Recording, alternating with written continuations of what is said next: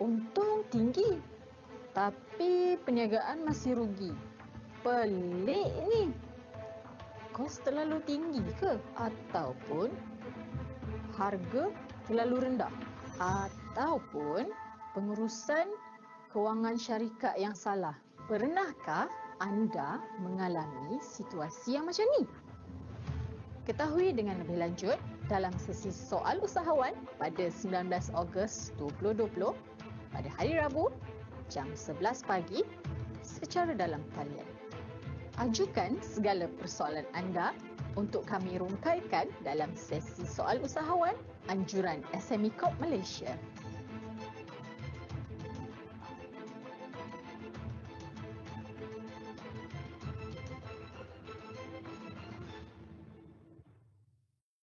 Assalamualaikum warahmatullahi wabarakatuh. Saya Muhammad Farid bin Awang daripada bahagian akaun dan kewangan SME Corp Malaysia. Dan selain daripada saya ini adalah chartered accountant atau accountant berketualiah, saya juga dilatih oleh JICA sebagai penasihat perniagaan business counselor dan juga sebagai penasihat kewangan financial counselor. Di bawah JICA ni kami di SME Corp dilatih untuk memahami usahawan secara lebih dalam. Orang cakap kita tahu apa yang berlaku di kilang usahawan, di premis usahawan. Dengan cara tu saya percaya saya boleh hasilkan satu perbincangan, satu topik, saya kupas mengikut apa yang real berlaku di usahawan punya, orang kata rekod lah. Kerana saya percaya usahawan kebanyakan rekod sangat simple, dan usahawan ini nak cepat dan mudah. Saya akan cuba berbincang dengan rakan-rakan semua secara semudah yang mungkin. Alright. Boleh kita mulakan?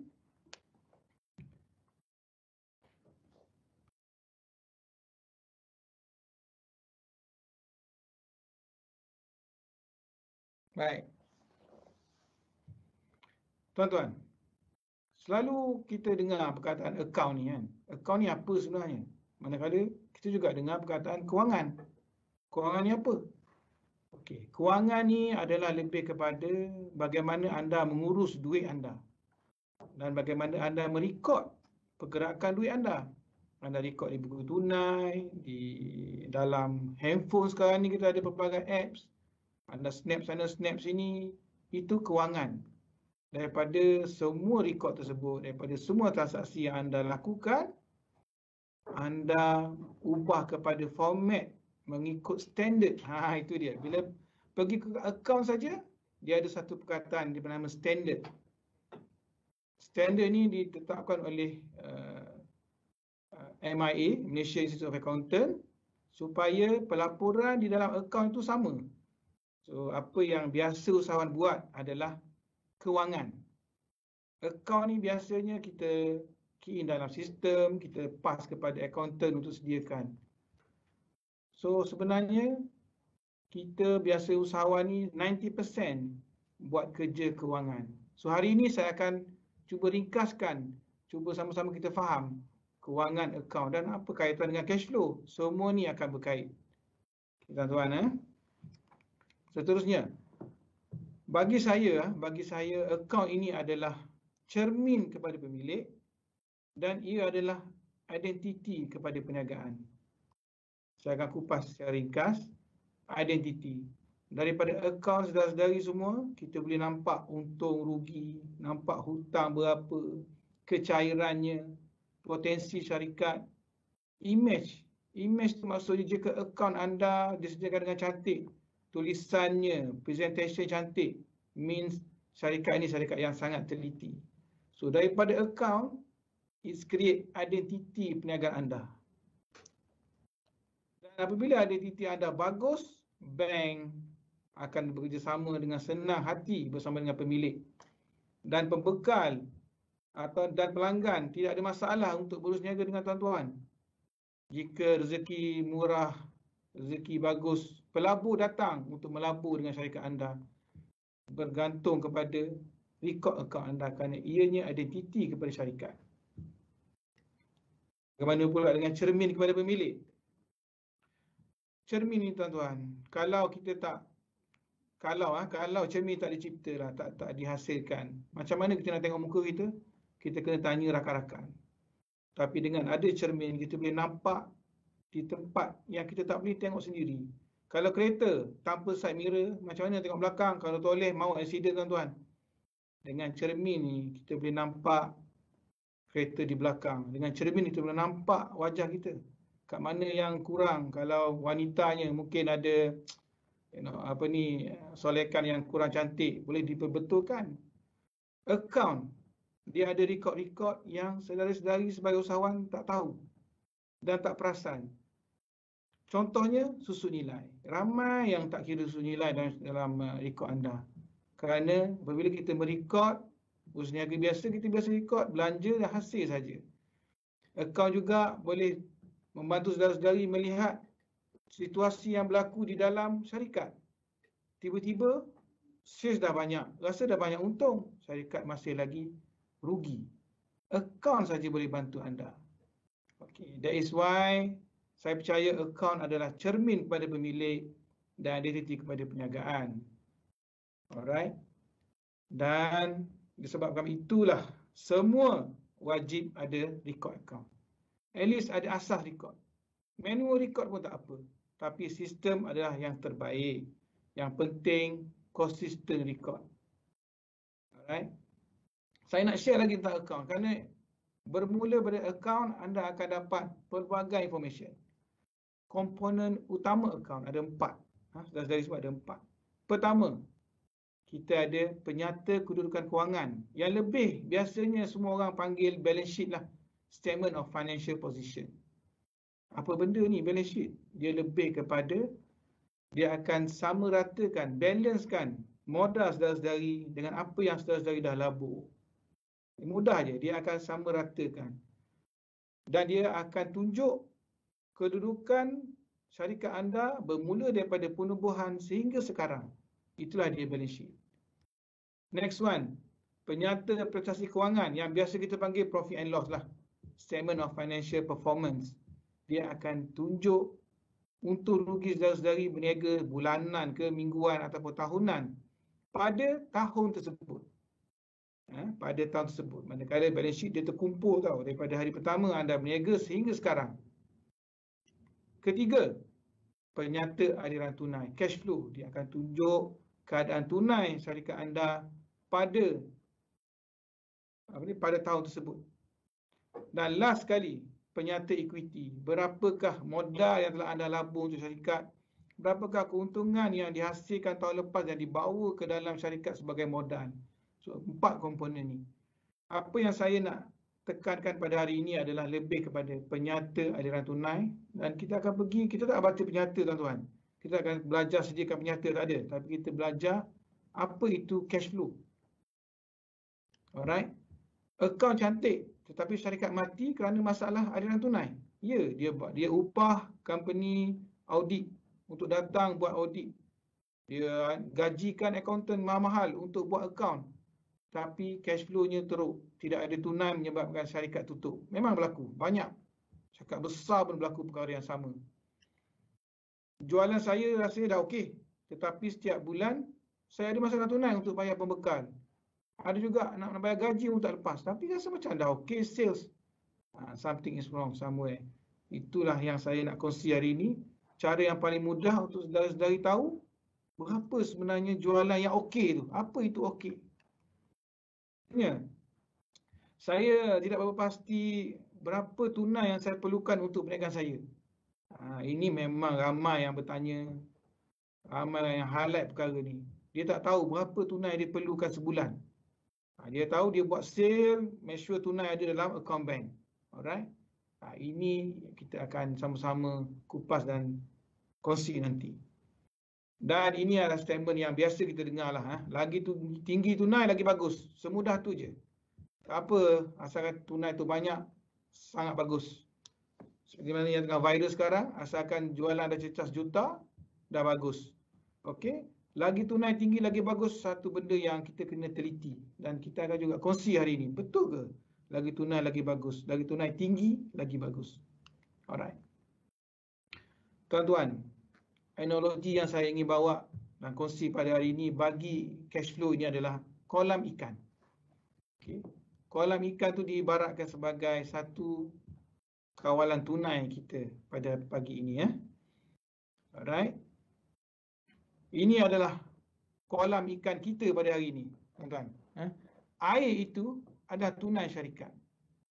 Air, ya. Dan dalam tu ada ikan. Ikan tu adalah pekerja syarikat, pemilik syarikat, pembekalnya, pelanggan dan sebagainya. Saya ada letak rumah ni rumah dalam kolam lah untuk ikan, berenang dan sebagainya. Itu ibarat kita punya pejabat, kita punya kelengkapan, kita punya equipment. Aliran tunai ni tuan-tuan. Tuan-tuan boleh, kalau ikut akaun dia tahunan. Tetapi lebih baik kita pantau aliran tunai secara bulanan. Lebih baik. Alright. Mana datang punca air? Dalam tunai ni, dia datang daripada satu, mesti modal pemilik. Itu memang core lah. Berniaga mesti ada modal pemilik. Kalau tak ada modal, memang bukan berniaga namanya. Ada orang kata, tak, saya berniaga guna LEO, tak ada. You mesti nak bergerak, kena guna minyak, makan tu semua, perlukan duit. Itulah modal pemilik. Pinjaman. Usahawan boleh buat pinjaman untuk tambah tunai. Pinjam daripada bank, daripada rakan-rakan. Asalkan dia berbentuk pinjaman, dikira sebagai pinjaman. Jualan tunai. Nampak tuan-tuan saya letak jualan tunai. Kerana ada yang kita berniaga ni, kita jual secara kredit. Kita bagi terma 30 hari, 2 minggu, seminggu dan sebagainya. Tetapi sumber kepada tunai kita adalah jualan tunai. Keempat, last adalah bayaran yang kita terima daripada pelanggan kita. Kita ada jual barang, hantar barang, tetapi kadang-kadangnya pelanggan bayar separuh lah, kan. Dia kata next time datang hantar dibayar lagi, consignment dan sebagainya. Bayaran diterima tunai itulah yang paling penting. Itulah sumber-sumber kepada air untuk akuarium kita atau kolam ikan kita pada hari ini. Dan apabila semua ni dah bertambah setiap hari, setiap bulan, kita punya tunai dan air ni naik tinggi. So inilah dia, lagi tinggi tunai, lagi bagus. Tapi kalau tuan-tuan tengok ikan tu, dah terlebih mewah dah. Dia dah boleh berenang, sedap hati lah, kan. Dan kita tengok macam ada banyak kosong. Ya, betul. Sebenarnya terlalu tinggi tunai juga tak bagus, tak sihat untuk syarikat. Apa yang anda perlu buat adalah anda perlu keluarkan sedikit daripada tunai anda, simpan di tempat yang boleh bagi pulangan. ASB, ASN contoh, ataupun fixed deposit. Di bank-bank yang boleh bagi satu pulangan yang bagus. Atau kita melabur. Melabur ni banyak, tuan-tuan. Atau kita kaizen. Kaizen ni maksudnya kita tambah baik operasi syarikat. Saya bagi contoh 4 perkara ni yang mudah untuk tuan-tuan dapat balik duit tu. Saya tak cadangkan tuan-tuan melabur, contohnya duit cash ni pergi beli tanah. Problem dia tuan-tuan, kalau beli tanah, tuan-tuan nak dapatkan cash balik, nak jual tanah makan masa. Kalau ESB atau fixed deposit ni tuan-tuan, tiba-tiba nak pakai urgent, kita boleh cairkan dan duit tu dapat immediately dan tak rugi. Dia tak akan rugi, dia tak akan hilang kita punya pokok ataupun prinsipal duit yang kita letak di bank. Melabur kena pilih tuan-tuan, hati-hati, jangan melabur pada perkara yang ada kerugian. Saya dalam keadaan COVID sekarang, saya selalu nasihat usahawan buat perkara yang kurang risk lah. Kerana tunai ni sangat bernilai. Air sangat bernilai bagi kolam ni. So apabila kita dah letak di FD dan sebagainya, kita dapat turunkan paras air kepada paras terbaik. Paras terbaik maksudnya selesa. Paras selesa bagi syarikat. Dalam waktu yang sama tuan-tuan tengok yang kat bawah tu ada rubber stopper. Kat bawah tu. Itu ibarat penutup kepada lubang untuk keluarkan air. So itu adalah belanja. Nak tak nak air akan keluar juga tuan-tuan. Kita belanjanya sama ada kos operasi, kos pengurusan atau lain-lain. Berkenaan dengan belanja ni tuan-tuan, saya nak kongsikan sebenarnya sebagai usahawan, apa saja belanja yang berlaku dalam syarikat anda, anda wajib kategorikan belanja tersebut kepada dua belanja. Kos tetap dan kos berubah. Kerana apa? Usahawan ni dia tak boleh berfikir terlalu detail sebenarnya. Dia tak boleh fikir kos tu, kos ni, kos bayar gaji, kos bayar sewa, kos, dia tak perlu. Dia hanya perlu tahu sebenarnya kos tetap berapa, kos berubah berapa. Dan barulah tuan-tuan boleh guna perkara lain untuk berfikirlah daripada dulu. Ingat pelbagai nama kos yang ada dalam syarikat. Alright. Apabila kita belanja setiap bulan, setiap hari, ada kala belanja yang emergensinya, paras air itu turun. Paras tunai anda turun kepada paras bahaya. Paras bahaya, cuba tuan-tuan tengok ikan tu pun dah orang kata dah sampai kat hidung lah nak bernafasnya. Dah rendah. Kalau rendah sikit lagi boleh mati ikan tu. Ikan tu siapa tuan-tuan? Usahawan tuan-tuan sendiri ataupun pekerja anda. Kalau tengok di sebelah kiri tu, saya letak jumlah kos. Dalam analoginya, tunai yang paling rendah, yang kritikal ni, hanya mampu menampung jumlah kos syarikat anda. Apa jumlah kos? Tu, kos tetap, kos berubah. Jadi anda tak perlu fikir kos sewa. Jangan sebut. Anda hanya perlu fokus kos tetap, kos berubah. Now, adakah paras bahaya ni paras yang sihat? Tak, tuan-tuan. Kerana sepanjang saya dalam bidang kewangan ni, dah 20 tahun dah rasanya, dan bersama dengan usahawan lagi, banyak sebenarnya kos berubah dan kos tersembunyi yang usahawan tak nampak. Itu yang berlaku apabila setiap akhir bulan usahawan akan tengok, tunai ni tak ada. Sale ada, belanja dah kawal, tapi tunai tetap hilang. Akhir tahun untung sikit. Kerana banyak kos tersembunyi yang tuan-tuan tak rekod sebenarnya. So, this is why saya pada hari ini nak berkongsi dengan tuan tentang paras BEP. Tunai pada paras BEP. Nanti saya kongsi apa itu paras BEP. BEP ke sebutan dia? Sebutan dia sebetulnya BEP, tuan-tuan. So, apa yang berlaku adalah tuan-tuan kena pastikan tunai atau dalam analogi hari ini, air itu berada di paras BEP. Alright, macam mana tuan nak push air tu naik? Melalui jualan tunai. Bayaran diterima. Kena push pada perkara-perkara yang berkait dengan tunai. Banyakkan jualan tunai. Kejar penghutang supaya bayar. Customer anda yang hutang, bayar hutang cepat-cepat. Anda perlukan tunai untuk naikkan tunai anda kepada paras BEP. Tuan-tuan, tuan-puan semua, kakak adik-adik, usahawan wajib usaha untuk capai paras tunai yang optimum supaya tidak bahayakan operasi syarikat dan pemilik. Saya selalu cakap, operasi syarikat dan pemilik. Kalau tunai tak ada, pemilik pun teruk. Nak kena jawab dengan pekerjanya, dengan pembekalnya dan sebagainya. Dan melalui apa? Melalui jualan, tuan-tuan. Saya tak galakkan melalui pinjam atau modal pemilik. Pemilik tu nak kena keluarkan modal balik. Ambil saving dia, top up dalam company. Itu tidak sihat, tuan-tuan. Sebenarnya, dah nama berniaga, anda nak top up air ni, nak top up tunai, mesti fokus kepada jualan anda. Jualan tunai. Itu yang kita nak tekankan. Alright. Now, kita ada cakap BEP. Paras BEP. Itu adalah kunci kepada kawalan tunai anda. Ini adalah tahap optimum tunai syarikat. Dan saya tahu anda dah bertanya dah apa itu BEP. Kita akan bincang bagaimana nak kira jumlah ni. Yang kita tahu, kita kira jumlah kos. Tu tuan-tuan, kita kira jumlah kos. Yes, itu memang you punya expert lah. Usahawan punya kemahiran kira kos berapa, itulah jumlah dia. Tapi jumlah kos bukan jumlah BEP, tuan-tuan. Kita akan belajar sama-sama. Dan belanja kos tetap dan kos berubah. Apa ni jenis belanja kos tetap? Apa pula kos berubah? Kenapa saya ni usahawan perlu tahu? Ya, tuan-tuan kena tahu supaya mudah untuk tuan-tuan merancang dan tuan-tuan fokus apa tuan nak buat. Alright? Now, kita pergi terus kepada kos tetap dan kos berubah. Kos tetap.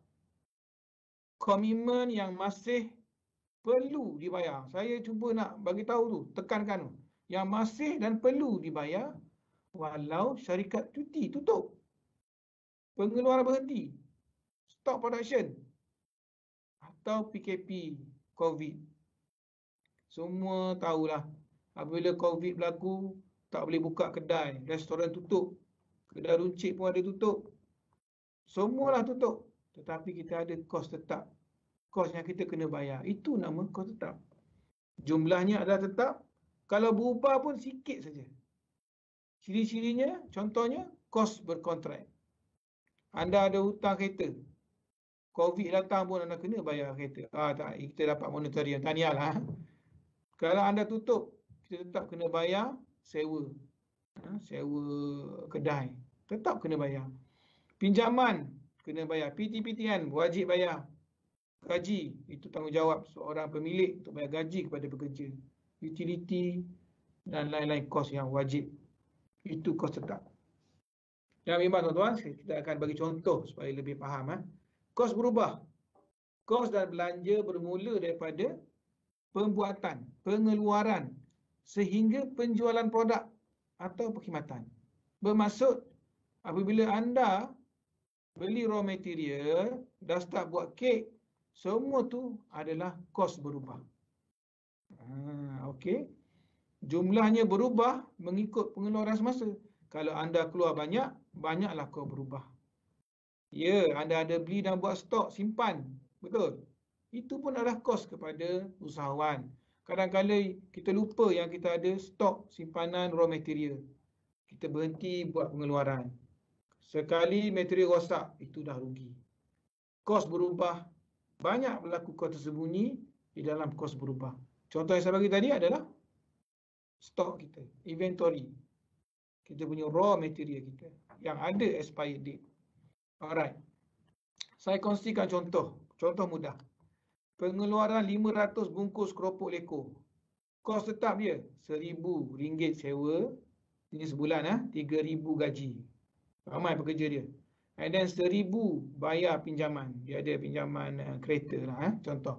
So, jumlah kos tetap sebulan adalah RM5,000. Kos berubah apa? Kos satu bungkus keropok leko RM6. So, kos berubah dia mudahnya kira adalah RM3,000. Saya tak detailkanlah apa dalam kos satu bungkus tu. Mungkin kos pembungkusan, kos gandumnya, kos ikan dan sebagainya lah. So, kos berubah dia RM3,000. Okey, apa jadi kalau dia keluar 1,000 bungkus? Tuan-tuan tengok. Kos tetap dia tetap sama. RM5,000 sebulan. Tetapi kos berubah, dia dah naik. Kalau dah 1,000 kali 6, RM6,000. Ini satu contoh yang mudah untuk kita faham kos tetap dan kos berubah. Siapa yang lebih faham kos tetap berubah adalah anda, usahawan. Usahawan je lagi faham kos tetap dan berubah yang berlaku di syarikat anda. Anda wajib duduk dan listkan berapa kos tetap ada. Senaraikan. Tak salah tuan-tuan. Dan apa yang kos berubah. Anda asingkan dua kos ni. Ini akan membantu saudara-saudari semua dalam membuat perancangan tunai dan juga perancangan syarikat anda. Kita akan cuba kongsikan semudah mungkin. Alright. Tuan-tuan pilih satu produk. Walaupun kita buat secara online, saya percaya tuan-tuan boleh buat aktiviti ini. Pilih satu produk anda. Kalau ada 10, ambil satu contoh. Berapa harga jualan produk anda dan anda senaraikan jumlah kos berubah produk tersebut. VC, variable cost dalam bahasa Inggerisnya variable cost, kos berubah.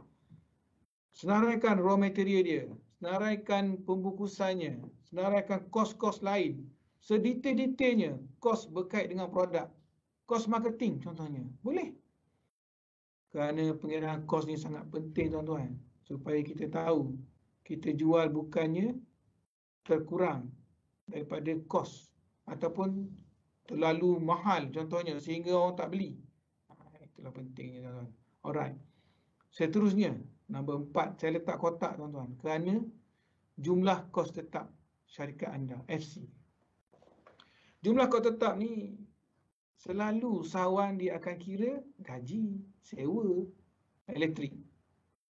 dia terlupa bahawasanya kos tetap untuk owner tu sendiri.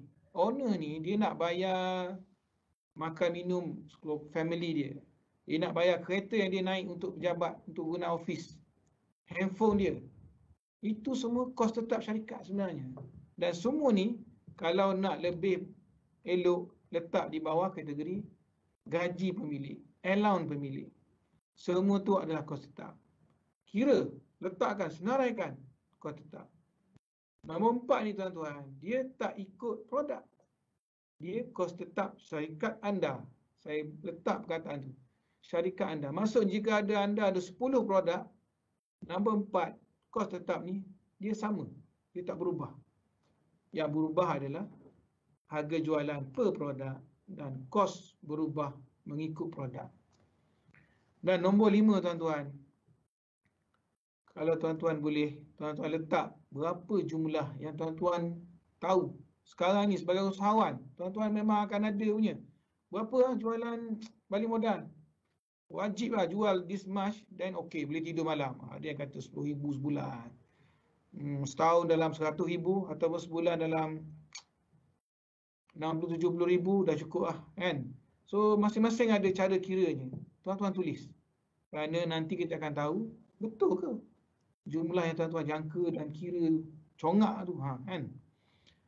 Salah satu perkara yang saya nak highlight kat sini adalah usahawan anda telah melabur dalam membeli peralatan dan mesin, tetapi anda lupa memasukkan kos tersebut dalam kos tetap sebagai susuk nilai atau penulasan. Sedar tak sedar, anda telah salah kira kos tetap. Hati-hati. Anda beli kereta, anda beli lori, anda beli mesin kecil-kecil kan. Anda beli perabot office, komputer, handphone lah, apa semua. Saudara-saudari selalu kira itu sebagai kos hangus. Walhal itu adalah pelaburan, saudara-saudari semua. Pelaburan tu kena ada ROI, kena ada pulangan. Macam mana kita nak kira pulangan daripada pembelian aset ni, pembelian kereta lah, kursi meja pejabat. Itulah kena kira susuk nilai tuan-tuan. Tuan-tuan bahagilah ikut 5 tahun contohnya kalau kelengkapan pejabat. Dibagi 5 tahun, kos selama 5 tahun tu anda masukkan balik di dalam kos tetap saudara-saudari. Nampak tak? So kita tahu kos tu kos yang tersembunyi. Kita dah keluar duit, lupa nak charge balik. Ada orang dia letak dalam kos produk. Itu ada satu cara pengiraan lah. Tapi kalau tanya saya, lebih baik kita letak dalam kos tetap untuk 5 tahun tersebut.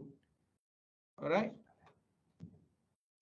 Okey, kita tengok kepada soalan, kalau ada soalan.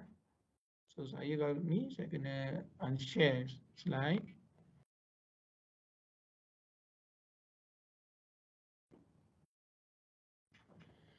Kita ada beberapa soalan. First soalan saya publishkan, semua orang boleh nampak.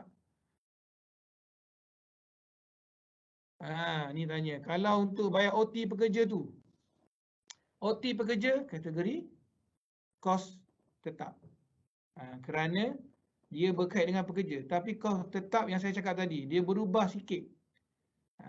Inilah kos tetap yang kita boleh kontrol. Macam berubah, macam variable. Ingat, kos berubah, sila fokus kepada kos pengeluaran syarikat, pengeluaran produk saja yang berkait dengan produk. Asingkan. Kerana kita tak nak. Kerana kos OT ni sebenarnya kita boleh berhentikan dia bila-bila masa. Contohnya, kita cakap bulan ni tak ada OT, maka kosong OT. Nampak? Tapi anda sebagai usahawan, anda tahu OT itu perlukan bila dan bagaimana untuk memenuhi permintaan ketika tersebut. Itu yang saya akan kongsi. Bagaimana anda nak rancang OT pula. Dan berapa, macam mana kita nak letakkan cash di dalam perancangan OT dan kita tahu berapa taraf atau tahap tadi tu. Tahap BEP. Kolam kita tadi. Alright. Dan kita ada lagi soalan. Elok ke kalau kita ambil akaunten luar? Ni kalau jawab ni, marah akaunten luar ni kan. Sebenarnya, sekarang ni kita ada pilihan. Pertama, kita ada apps yang banyak dekat online, dekat luar sana.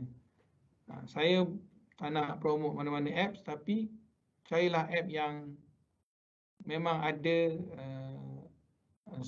apa ni kalau you ada masalah, you boleh call mereka bila-bila masa. Customer service yang bagus. Apps tu semuanya dah boleh hasilkan 95% account kita. Masuk data setiap bulan dia boleh 95%. So 5% je nak siapkan account lagi. Yang itulah yang kita biasa kita hantar kepada audit luar, company audit untuk mereka siapkan account. Account mustahil boleh siap dalam sistem, tak mustahil. Tak akan boleh siap kerana dia kena ada accountant yang keluarkan. So soalannya elok ke ambil bergantung kepada syarikat anda. Kalau anda tak ada app langsung, hanya simpan dokumen dalam file dalam kotak, eloklah ambil. Tapi kalau tanya saya, app banyak sekarang, murah. Lebih baik kita belajar dan kita guna app tersebut. Dan anda boleh tengok bila-bila masa lah. Kecuali anda dah besar, dah syarikat dah besar, sibuk sangat, dah ada modal lebih, bolehlah lantik accountant luar atau kita ada accountant sendiri.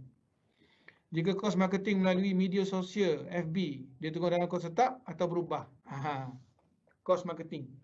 Berubah atau tetap? Mesti ada yang jawab, macam tetap. Tapi boleh jadi berubah.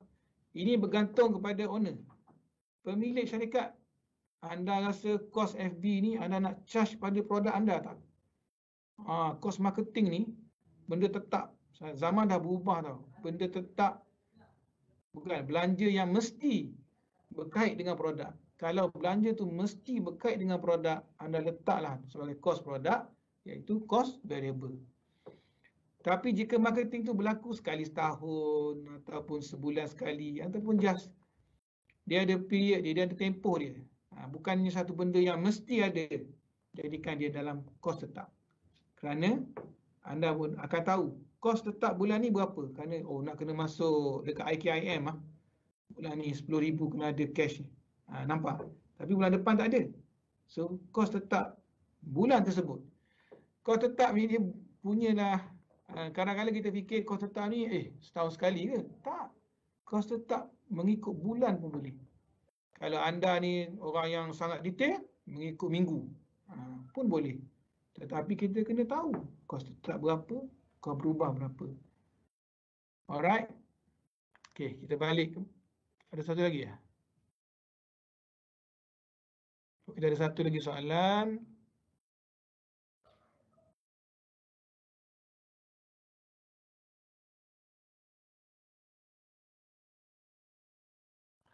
Alright. Soalan tadi mana pergi? Bawah. Okey. Mengapa mereka kita untung tapi tak nampak wang? Ini tuan-tuan. Mengapa untung? Untung tu soalan daripada Irin ni. Untung tu saya percaya lebih kepada account, record account, profit and loss. Untung tapi mana cash pergi? Kerana dalam profit and loss, untung tu dia kira jualan, hutang pun dikira sebagai jualan. Tapi sebenarnya jualan tunai lah yang jadikan cash. Itu yang saya akan sentuh nanti. InsyaAllah. Alright. Kita sambung slide kita.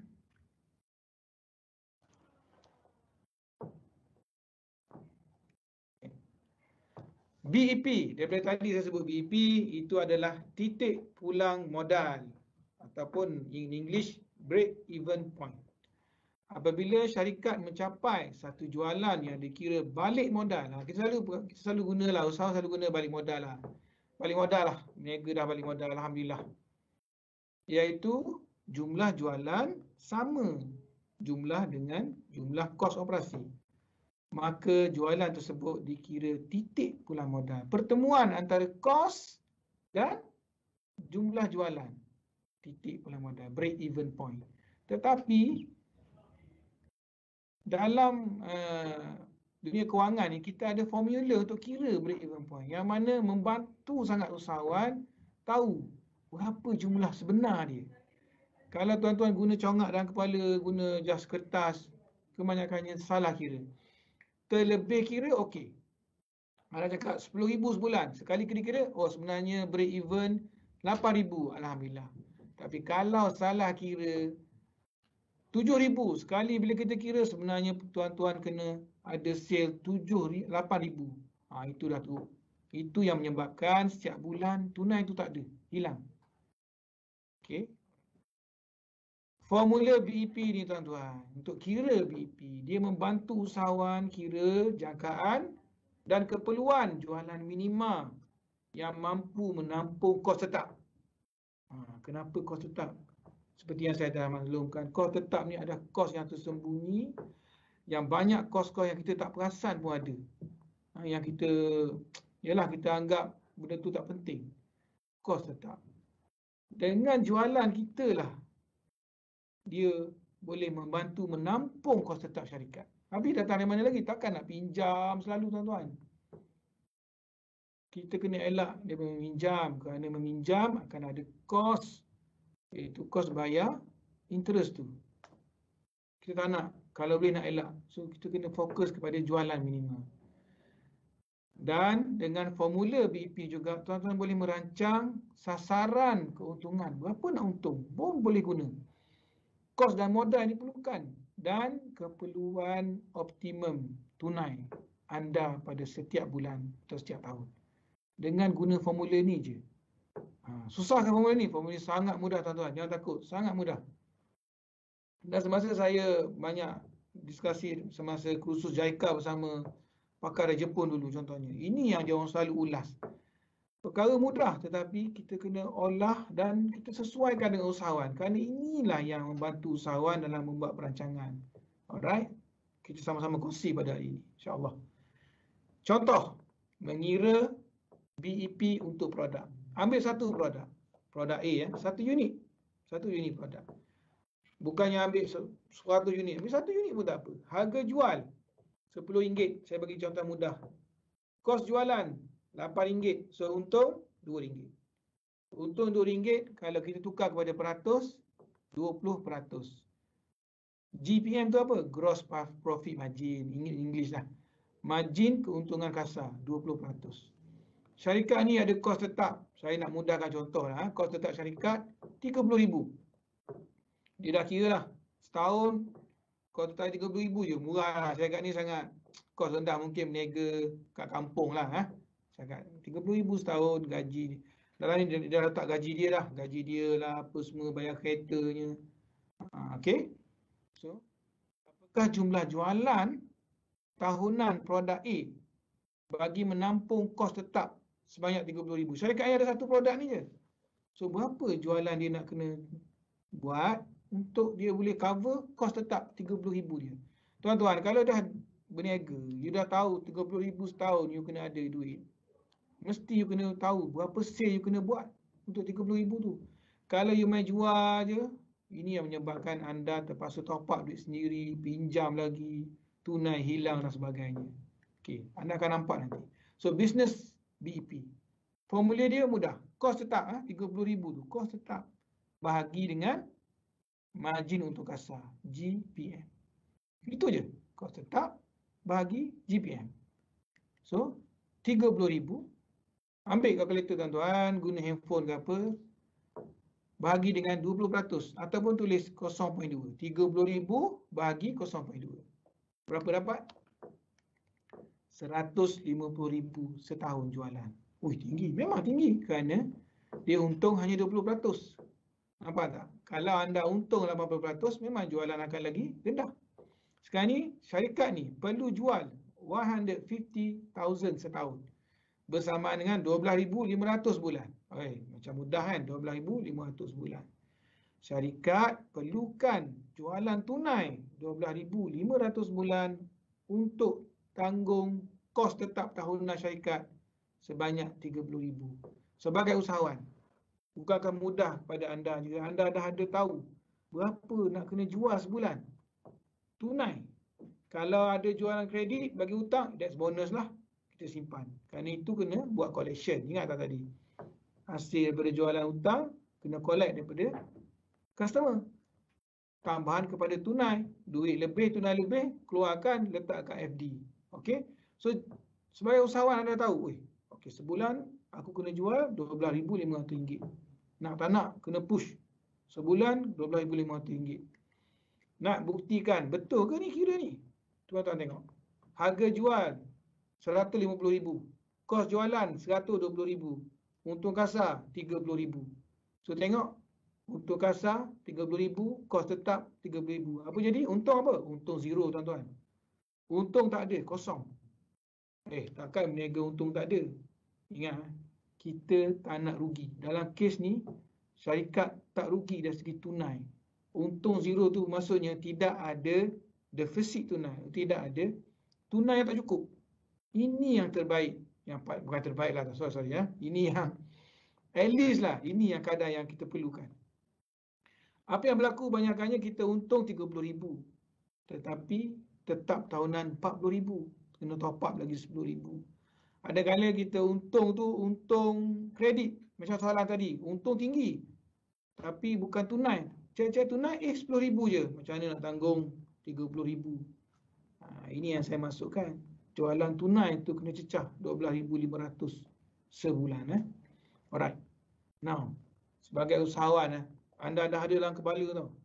Kena jual RM12,500 tunai sebulan. Dah, itu je target. Usahawan tak perlu tahu macam mana nak kira RM12,500. Sekejap RM1,000, sekejap RM10,000, sekejap RM13,000. Tak boleh. Usahawan ni dia kena ada satu target. Tampar kat dinding. RM12,500 tunai sebulan. Jualan kena ada. Kena masuk. Buat macam mana pun. Tapi janganlah tiba-tiba naik kos. Kos tetap tu kena sama. Tuan-tuan, ingat tadi saya cakap. Senaraikan. Tetapkan kos anda tu. Dan tuan-tuan boleh guna approach ni untuk buat planning, untuk decide kos tetap. Okey. Kalau tuan-tuan rasa RM12,500 ni tinggi sangat, susah nak capai, tuan-tuan kena fikirkan macam mana nak rendahkan kos tetap. Betul tak? Macam mana nak rendahkan kos tetap? Dah nama tetap, tak boleh rendah kos tetap. Okey. Macam mana nak tinggikan keuntungan? Nak kurangkan kos variable, kos berubah dekat produk. Ingat tuan-tuan? Kos berubah tu nak kurangkan. Kena fikir pula. Saya tak boleh ajarlah bab macam nak kurangkan kos berubah, kerana kos berubah adalah bawah kawalan usahawan sendirilah. Usahawan lagi arif produk mereka macam mana. Alright. Now, saya bagi contoh lagi. Jika jualan tunai pada bulan Ogos, bulan ni dapat RM15,000. Alhamdulillah. Tuan-tuan dah tahu dah, tak payah kira tak payah guna kalkulator, tak perlu fikir panjang-panjang. Sebagai pemilik dah tahu, oh aku ada extra lah untuk bulan ni, RM2,500. Tak perlu tanya accountant pun. Tak perlu tengok dokumen. Betul tuan-tuan, tuan-tuan akan tahu. Oh, aku ada RM2,500 extra. Alright, nampak? Dengan syarat, tuan-tuan kira kos tetap tu betul-betul. Kira betul-betul variable cost tu. Kos berubah, kira betul-betul kos produk anda tu. Guna formula yang mudah. Alright. Seterusnya, jika perlukan belanja tambahan. Contohnya lah bulan 9 lah tuan kata, tadi ada orang tanya nak buat marketing extra sikit, RM2,000. Saya perlukan RM2,000 extra pada bulan 9. Maksudnya bulan 9 jualan tu kena cecah RM14,500. Mudah je tuan-tuan. Tuan-tuan dah ada satu asas tahap BEP tu. Tunai BEP. Apa saja kos tambahan daripada kos tetap yang sedari dah kira tu. Ada lagi tambahan RM2,000 nak kena extra promosi. Tuan-tuan terus ubah target jualan pada bulan September kena cecah RM14,500. Bagi saya ini adalah cara yang sangat membantu. Kerana usahawan, owner ni dia tak boleh nak tengok dokumen sentiasa. Berapa bulan ni kena cecah sale, tengok dokumen. Itu memang buang masa tuan-tuan. Tuan-tuan hanya perlu tahu berapa jumlah nak cecah, nak target. Tunai. Kenapa tunai? Kerana tunai segala-galanya. Tanpa air, ikan semua mati tuan-tuan. Alright. Target jualan RM14,500. Untuk ada extra RM2,000. Jika RM1,000, RM13,500. Alright. Yang penting tuan-tuan tahu, minimum pencapaian jualan tunai RM12,500 sebulan. Alright. So, sambil tu saya nak bincang sikit kat sini. Apa jadi jika harga jualan tu terlalu rendah, tersilap kira kos, rupanya keuntungan tu sikit, 10%, tak sampai 10% contohnya. Apa jadi? Tuan-tuan perlu tengok balik. Nak naikkan harga jualan mustahil, customer akan lari. Caranya tak bukan, biasanya kita akan banyakkan produk lain yang guna pakai material yang sama. Kita panggil economy of scale lah. Kita banyakkan lagi produk lain. Kerana kos tetap sama. Tapi produk anda tu kena tambah. Ataupun yang paling susah adalah nak mengurangkan kos berubah tu. Kos produk tu. Satu cabaran lagi. Kurangkan kos produk. Kalau anda banyakkan produk, guna pakai bahan yang sama, tuan-tuan dapat rendahkan kos produk. Dan kalau ada extra macam tadi, kalau ada extra 2,000, bulan depan ada extra collection. Sebagai owner, jualan 15,000, anda tahu, 2,500 simpan. Anda dah kena record tahu, ada jualan tunai dah ada extra. Supaya lepas 3-4 bulan anda boleh tanya pekerja ataupun tengok akaun anda, oh memang ada extra. Jika, kenapa tak ada? Antara dua, sama ada ketirisan lah, kecurian ke apa ke. Dan juga anda telah salah kira kos. Sentiasalah semak benda-benda ni. Tunai adalah segala-galanya dalam syarikat sebenarnya. Kalau tanya bank, kalau tuan akaun cantik apa semua, akhir dia tengok tunai tuan-tuan. Dia tengok tunai anda. Mampu tak bayar loan ni, nak bagi loan. Okay. Alright. Dengan menggunakan pakai formula break even point tadi. Apa dia tadi? Formula BEP, kos tetap bahagi dengan peratus keuntungan kasar. Mudah. Dia mudah je. Tapi dia membantu anda dapatkan jumlah jualan tunai setiap bulan. Supaya anda boleh merancang tunai anda. So, selain daripada merancang tunai, anda juga boleh merancang perkara-perkara yang lain tadi tu. Merancang kos produk, merancang jualan, merancang pelaburan dan sebagainya. Kerana anda ada asas. Contohnya lah, next year ataupun bulan 1 tahun depan, anda nak beli mesin baru. Nak beli mesin. Okey, berapa harga mesin? RM2,000. So maksudnya, usahawan perlu decide nak guna cash atau nak minta loan. Kalau RM2,000, guna cash je lah. Nak guna cash, kena ada extra cash RM2,000. Jualan kena naik. Mungkin sebulan naik 500, 13,000 sebulan kena cecah. Kerana lepas 4 bulan kita dah ada 2,000, 2,000 tu nak beli mesin. Nampak? Perancangan lagi mudah, lagi nampak simple. Tapi bagi impak kepada cara usahawan berfikir dan cara usahawan membuat perancangan. Okey. Bagaimana anda mengawal tunai syarikat? Ini adalah tip yang saya nak kongsi 10 hasil daripada pengalaman saya urus silik akaun, berbagai akaun sebelum ini saya di swasta, berbincang dengan usahawan, pelbagai usahawan saya telah berjumpa. 10 perkara, tip. 1. Utamakan jualan tunai. Utamakan jualan tunai. Nak bagi hutang boleh. Kalau boleh, bagilah paling pendek seminggu. Bincanglah elok-elok, tapi tolonglah jualan secara tunai. Itu kena letak, kena sentiasa sebagai nombor 1. Alright. Kedua, ini kena ada, sentiasa kurangkan kos. Ini Jepun punya style, cost down. Nak tak nak dia sentiasa kurangkan kos. Tetap ke berubah ke dia akan fikir juga. Kalau pekerja Jepun apa dia buat? Dia buang pekerja, kan? OT stop OT, tukar daripada OT tukar kepada cuti contohnya. Memang orang tak suka tapi itu caranya lah. Alright. Yang ketiga, beli barang stok atau bahan mentah. Bila kita beli, kita elak bayar tunai. Jual tunai. Tapi kalau kita beli, tolonglah jangan bayar tunai. Mintalah, bang bagilah kredit 15 hari. Elak bayar tunai. Simpan tunai itu. Alright. Kenapa? Kerana kita kena guna terma yang digunakan, yang diberikan oleh pembekal sepenuhnya. Janganlah kita bayar awal pula, pembekal bagi 14 hari. Kita pergi bayar seminggu dah bayar seronok. Oh, lagi nampak bagus. Tak bagus. Kita bayar 13 hari atau on the hari ke-14. Tak ada masalah, pembekal takkan marah. Dikira kita bagus, bayar on time. Adakah lagi lama lagi bagus? Ya. Tapi soalan ni akan datang lah. Kalau harga tu dah lebih murah, macam mana? Ini usahawan lagi expert lah. Ini usahawan kena decide. Bagaimana nak putuskan. Nak bayar hutang ke, nak bayar tunai.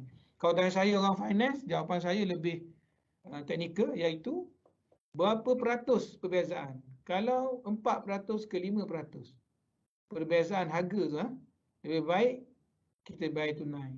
Tapi kalau perbezaan tu 2% je, sikit je beza harga, lebih baik kita hutang. Kerana kita boleh letak kat FD. FD bagi 3-4%. Baik. Ini dah apa benda pula. Memang itu sedikit financial technical lah. Tapi usahawan lebih arif lah. Usahawan lebih arif.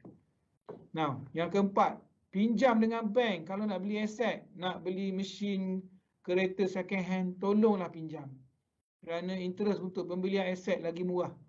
Dan kita nak kawal tunai kita. Dan kalau tunai dam, letak beli barang 10,000, 20,000, sangat merugikan lah. Kerana tunai itu bukan senang nak dapat, tuan-tuan. Kelima, simpan tunai anda di bank. Kerana nanti anda mudah untuk dapat kemudahan bank. Ini memang perangai bank lah. Anda kena simpan tunai di bank. Usahalah macam mana pun mesti masukkan duit di bank. Nombor 6, tunai anda mesti di tahap apa tadi kita belajar? Di tahap BEP, tahap optimum. Anda dah tahu formula BEP, kos tetap bahagi dengan berapa peratus keuntungan kasar. Kena ingat. Nombor 7, lebihan tunai akan merugikan syarikat. Lebih baik kita letak di FD tadi, ingat tak? Letak di Kaizen. Jangan tunai tu terlebih-lebih. Bangga tengok tunai banyak dekat dalam akaun. Tak, itu tak bagus. Kerana kita letak di FD, dia kategori tunai. Tetapi tunai yang ada hasil. Berbanding kita letak dekat current account, dekat tempat saving account, dia tak dapat apa-apa. Dapat 1%, 2% setahun, sangat rendah lah. Bayar hutang on time. Itu maksudnya kalau diberi 14 hari, bayar 14 hari. Elak dikenakan denda. Denda tu adalah satu kos yang tersembunyi yang kita pun tak perasan. Macam-macam denda tu kena bayar, tuan. Denda parking contohnya. Pergi parking nak cepat-cepat. Elakkanlah daripada bayar benda-benda yang tak perlu tu, tuan. Kesembilan, ini satu cadangan lah. Kalau tuan-tuan nak kawal tunai dengan bagus, cuba barter trade dengan pembekal atau pelanggan. Anda ada produk, anda kata saya bayar dengan kopok boleh tak? Mana tahu dia terima? Dia tahu boleh juga. Dia boleh jual kopok tu. Cadangkan dekat pembekal anda. Alright, barter trade. Last, gunalah e-wallet, tuan-tuan. Gunalah e-wallet. E-wallet ni menyebabkan customer senang nak bayar tau. Customer jadi mudah nak membeli. Jadi jangan tuan-tuan jarakkan diri dengan e-wallet. Guna je. Ada usahawan tanya saya, e-wallet ni macam mana nak jadikan cash? Susah, lambat. Ya, dia lambat sikit lah. Dia ada charge. Tetapi inilah zaman hari ni. Semua guna handphone untuk membeli. Untuk membeli dan memudahkan transaksi. Okey, kita tengok soalan. So, saya kena off slide. Kita ada 3 soalan baru.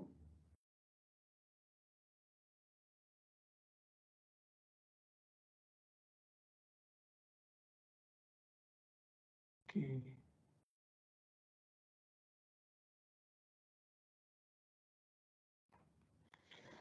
Soalannya, sekarang ni saya buat akaun secara manual. Apa seterusnya saya kena buat, tuan? Cara manual ni maksudnya dia record dekat buku, kan? Dia ada filing cantik. Sebenarnya panjang kalau saya nak cerita macam mana nak record, apa nak kena buat seterusnya. Mungkin kami akan buat sesi khas. Kerana memang saya ada satu modul untuk usahawan kecil dan sederhana menyediakan akaun secara mudah. Saya akan bagi sikit tadi. Nanti saya ada last slide, saya ada kongsi sikit. Kena maintain 2 record yang penting. Okey, soalan seterusnya adalah kos pembelajaran peribadi dikira kos tetap atau berubah? Ini dia. Enterprise contohnya. Company enterprise, usahawan adalah syarikat. Syarikat adalah usahawan. Kos pembelajar peribadi pemilik adalah syarikat. Kerana anda punya hasil, anda punya hidup bergantung kepada syarikat punya jualan. Jawapannya tetap atau berubah tuan-tuan? Tetap. Kos pembelajar peribadi pemilik adalah kos tetap kepada syarikat. Sebagai owner, anda kena kira kos peribadi anda letak dalam kos tetap.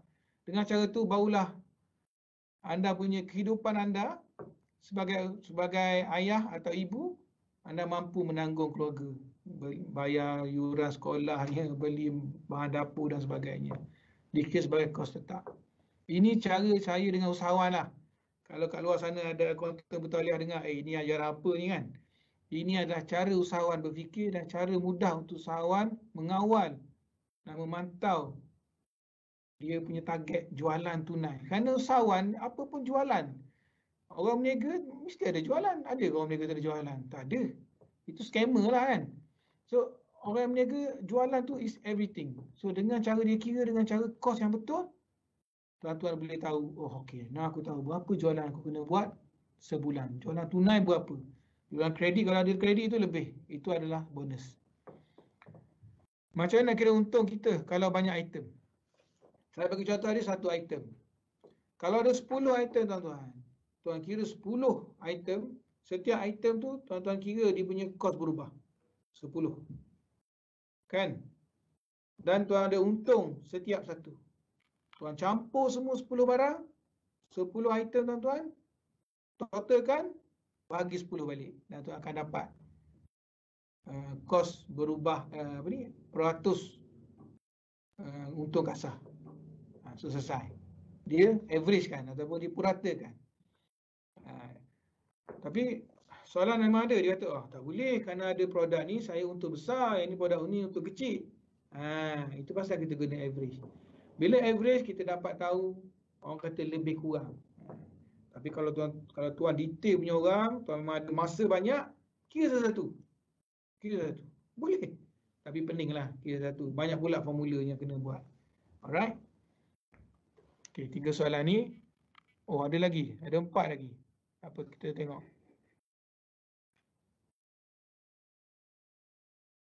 Tak apa.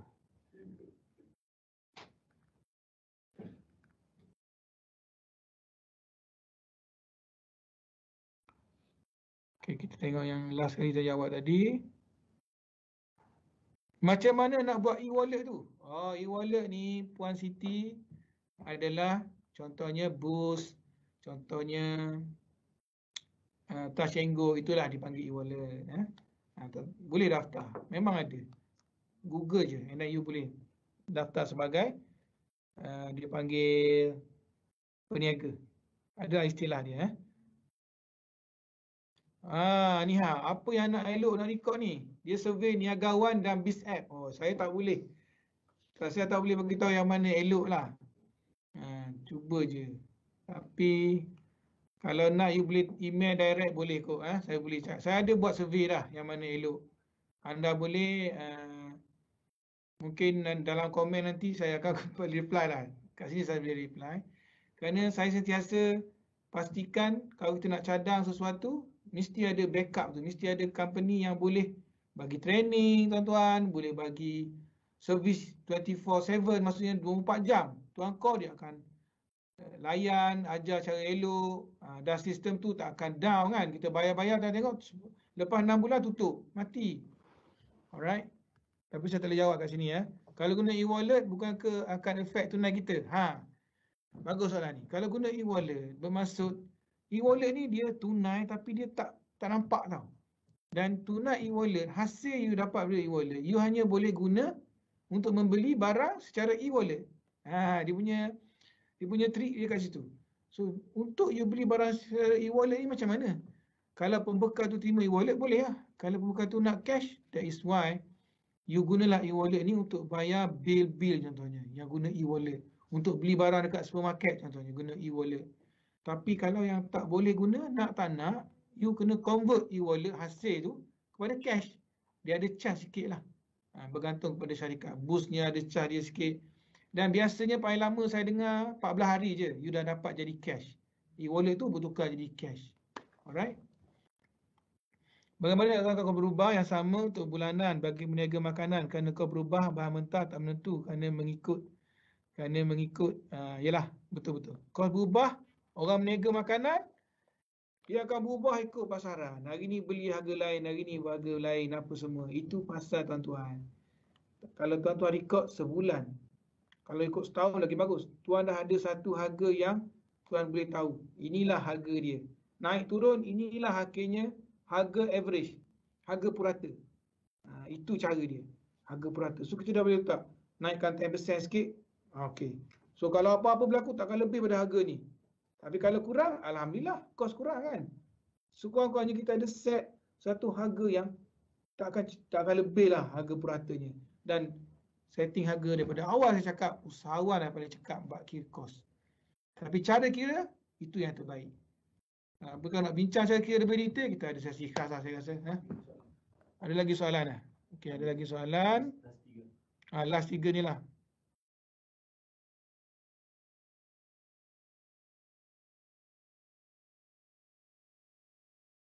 Okey, soalannya, tuan-tuan boleh baca sama-sama.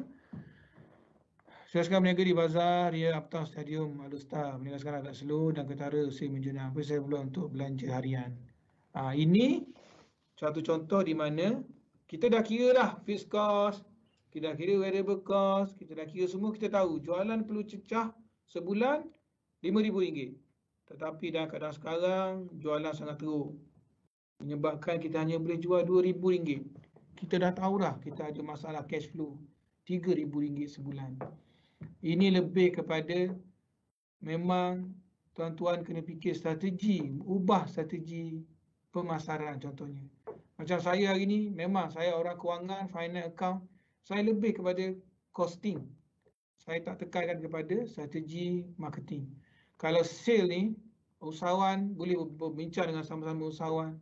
Kalau sale ni nak tak nak, memang kena ada marketing.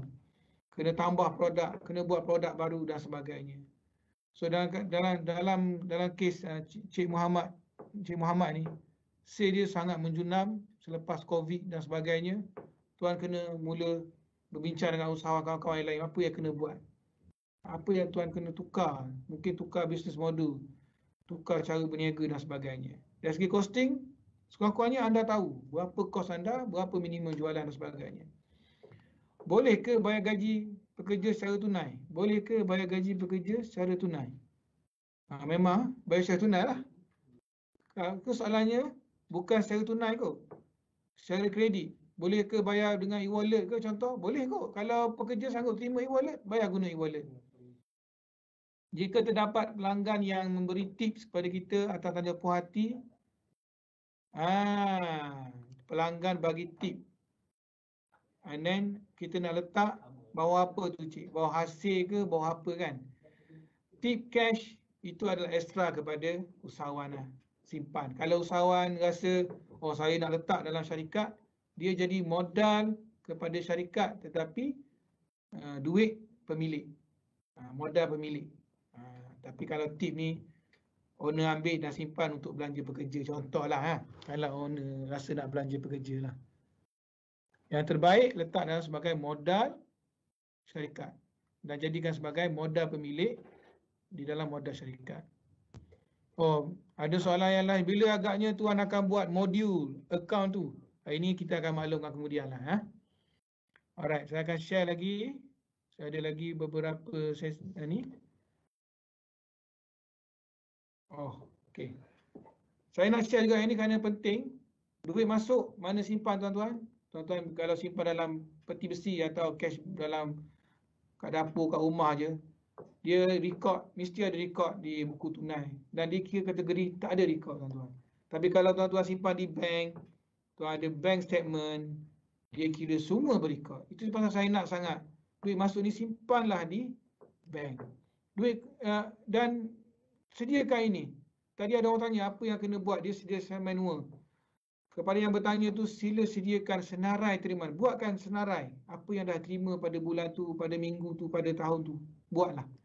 Dan kedua, kalau duit keluar, kalau di bank mudah. nampak, tapi di cashbook ni kadang-kadang kita record, kadang kita tak record. Betul tuan-tuan. So tapi apa pun, sediakan senarai bayaran. Kerana dengan dua senarai ni ada record lah. Senarai ni maksudnya record. Dua record ni, terimaan dan bayaran, kita compare dengan bank statement yang kita panggil sebagai bank reconciliation ni, kita akan nampak lah apa duit masuk yang kita tak record. Ada orang bayar kita lupa. Dan kita kesan belanja yang tidak record. Kita belanja, lupa anak ni, kita bayar bank to you mana-mana kan. Lupa nak record. Nampak. Dan mungkin bank salah charge. Saya pernah jumpa. RM17 4 sen. Bank tulis RM174. So, walau sikit beza, tak kira tu duit kita. Kita minta dengan bank akan bayar balik. Dan berlaku transaksi yang kita tak tahu pun. Kemungkinan orang guna akaun kita buat scam. Jadi jadikan amalan untuk masukkan duit dalam bank, gunakan bank statement sebagai asas rekod anda. Perkara ini boleh dibincang panjang lebar dalam mungkin sesi khas. Macam mana kita nak rekodkan akaun secara mudah untuk usahawan. Akaun mudah untuk usahawan. That's my content lah nanti. So itu saja daripada saya. Terima kasih banyak-banyak kerana mendengar dan kepada soalan-soalan tu yang tak sempat saya jawab. Mungkin kita jawab secara offline. Apapun, kepada usahawan, saya percaya jika anda pemilik syarikat, anda dah tahu jumlah jualan tunai yang anda perlu capai. RM13,000 sebulan ataupun RM20,560 contoh sebulan. RM20,000 sebulan.